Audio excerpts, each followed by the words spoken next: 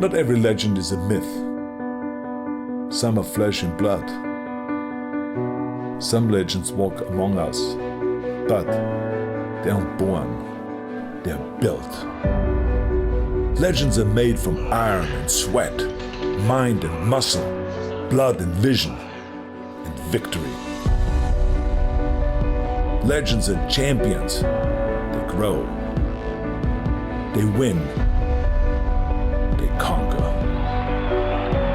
There's a legend behind every legacy. There's a blueprint behind every legend. I'm Arnold Schwarzenegger. This is my blueprint. Arnold Schwarzenegger, 28 years old, 6'2", 240 pounds. Mr. Olympia for the past 5 years. He is preparing to defend his title this year for the last time. All Mr. Universes in the past 5 years or so come get together in one contest and to find out who is the best of all the Mr. Universes. So they created the Mr. Olympia contest, which is then the top contest. And whoever wins that is the top bodybuilder. And you are the top bodybuilder. Right, yeah. I think that everyone knows when they get into training that you're not going to go and become a champion from one day to the next. But the question is, how can they speed up the process? The last 3 months before competition, you got to shock the muscle, and shock the muscle with different kind of training principles. Expose your weak points. You're gonna go and hit those marks, and then you move the bar higher, and you feel that with hard work, you can achieve the goals and you can become successful.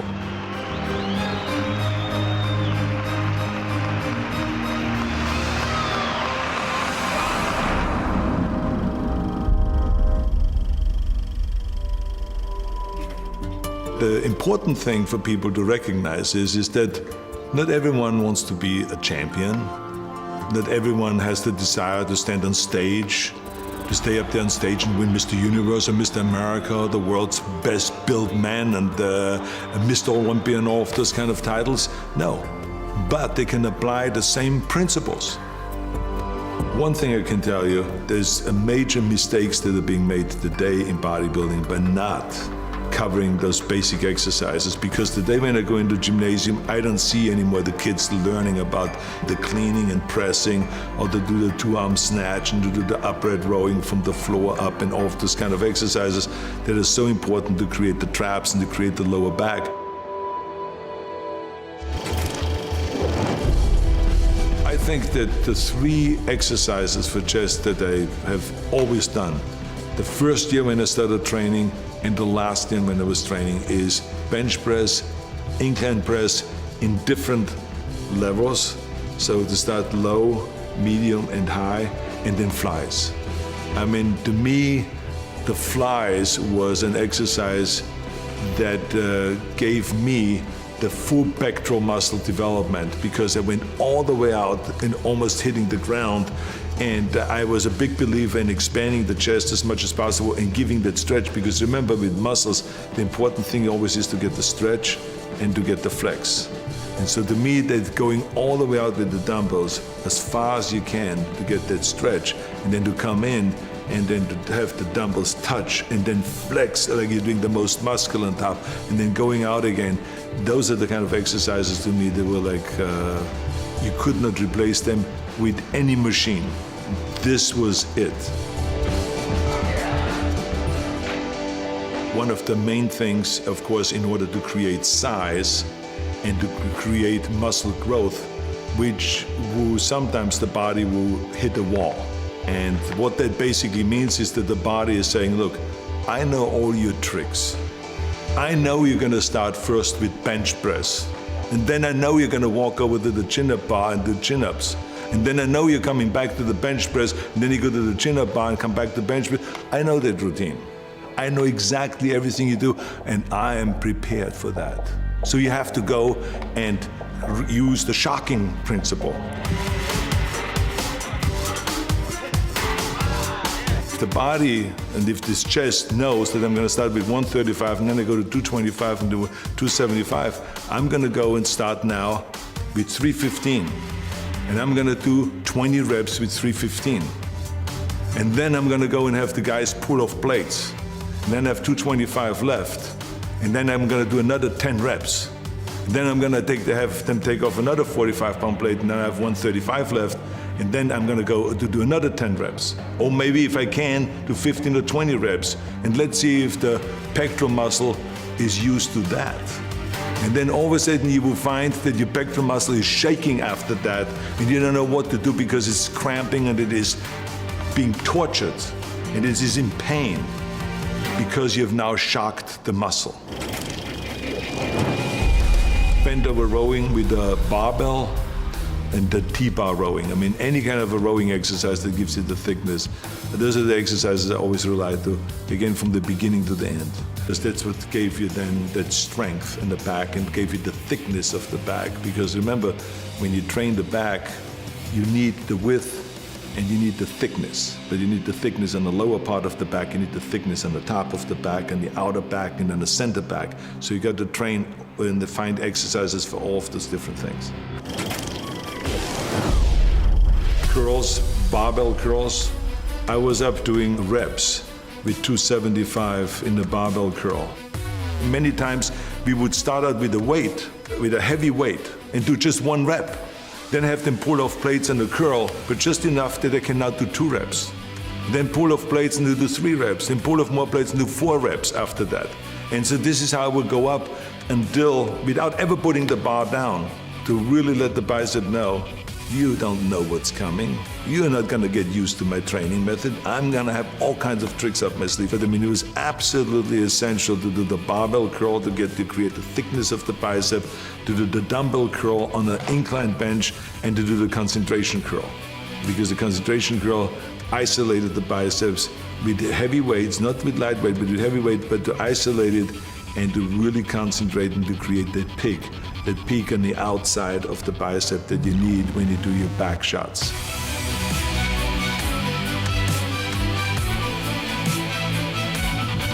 The tricep was narrow bench press, a lot of narrow bench press in the early days, then triceps extensions down, and then overhead tricep extension with one arm and with both arms.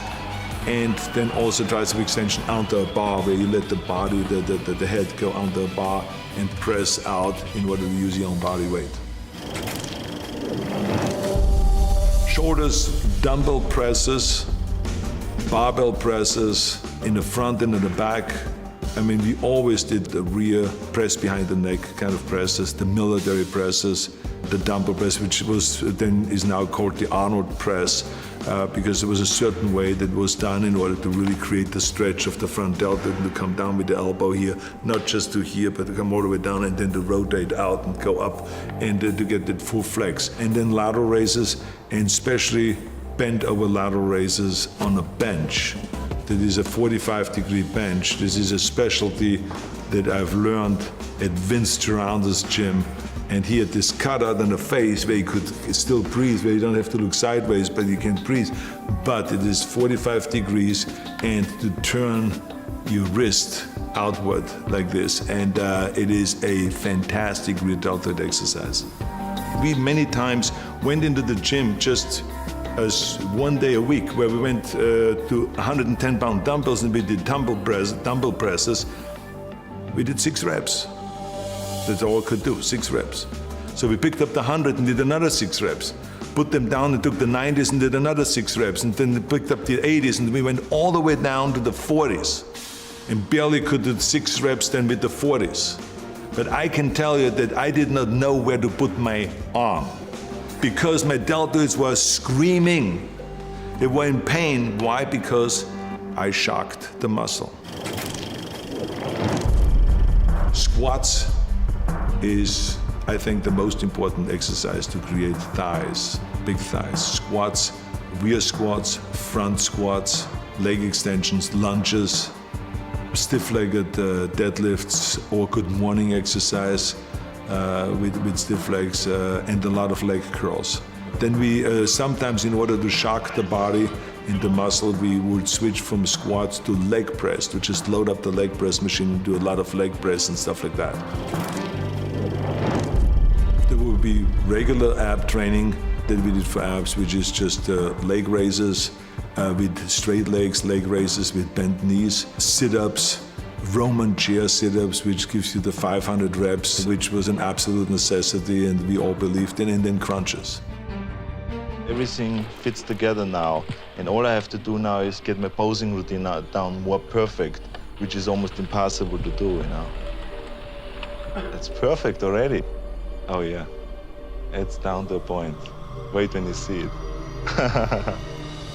I think the important thing is that you always go all out in every set and that you really, don't save yourself for the next set, because that's another big mistake that a lot of people make. They say, okay, I'm going to do 20 sets, so I better take it easy in the third and fourth set and then the fifth set and then the 10th set because I still have 10 sets to go. But that's the wrong approach. Each set ought to be going all out. I think the most important thing is that you eat the right way and that you get in the amount of protein that your body needs. And there's always, of course, a debate, how much protein does the body need? I always lived off the formula that for every pound of body weight, I want to get 1 gram of protein. The challenge, of course, is that how do you get this 250 grams into the body and have the body take it all in rather than just letting it go through. I felt like that for me, it worked best when I had 5 meals a day. There's some people that can work with 3 meals. For me, 5 meals was the answer. And the reason is because I never was a big eater. I always felt comfortable with a regular sized steak.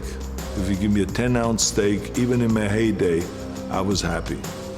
And to have a little bit of vegetables, so to have some sliced tomatoes on it and then some salad or something like that, I'm fine. In the morning, if you gave me just 3 scrambled eggs with a little bit of bacon and or sausage with some cut in tomatoes and onions, I was fine with that. The only thing is that 2 hours later, after that breakfast, I was hungry. And so when I was sitting there at Santa Monica City College, or I was on a workplace doing construction work, or wherever I was, I would pull out of my bag a little plastic container that had a cup on it that you usually use at the bar to mix things at the bar. And I would have my milk in there, and I would have my protein powder in there and everything like this, and I would just close it up and then put it in my bag. And then I would be sitting in the classroom and I would just pull it out, shake it up like that. Everyone would be looking kind of, what the hell is he doing now? And I would be shaking my protein, then just like a bartender doing all the little tricks, and then I would drink it, close it up and put it away. And that to me was the additional kind of 30 grams of protein that I needed at that time. And then I would be, an hour later going to the gym, and then we'll be working out for 2.5 hours, and then we would go for lunch, and there will be a late lunch, and then we'll have again a regular steak, and then 2 hours later after that, I will have another one of those protein drinks. So I would have 2 times a day protein drinks. That in order to get the 250 grams of protein, because as I said, it is absolutely essential that we have enough protein so that you can really experience the muscle growth. But we have to recognize that we will not get all of the nutrients, the vitamins, the minerals, and the proteins, and all of the stuff that the body needs just with regular meals. This is why we have supplements, and that's why they are called supplements, because we are supplementing because we don't get enough from regular meals, no matter how healthy and how good you eat. They look at yourself in the mirror in an honest way and expose your weak points. That motivates you then. That's what makes you train harder. So you got to expose those weak points. But the key thing is to set little goals, to do the training every day, to eat the right way, and you're gonna go and hit those marks. Winner, one and only, Arnold Schwarzenegger.